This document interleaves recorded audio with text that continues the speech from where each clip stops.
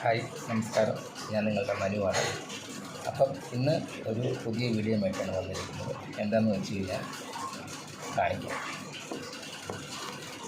ഇത് കണ്ടിട്ട് ആർക്കെങ്കിലും മനസ്സിലാകും എന്താണ്. ഇതാണ് റാഗി സൂപ്പ്.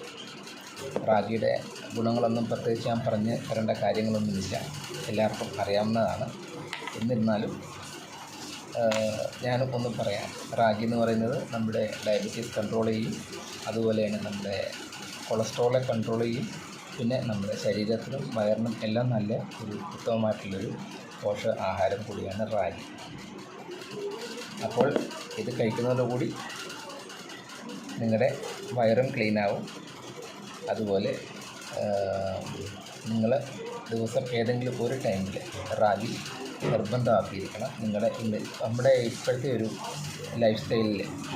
അപ്പം അത് കുട്ടികൾക്കാണെങ്കിലും മുതിർന്നവർക്കാണെങ്കിലും പ്രായമായവർക്കാണെങ്കിലും ഒരു ഗ്ലാസ് റാഗി സൂപ്പ്, 1 1.5 2 ഗ്ലാസ് അത് നിങ്ങൾക്ക് എന്ത് എത്രമാത്രം പറ്റുമോ അത് എടുത്തിട്ട് കുടിക്കാൻ ശ്രമിക്കുക.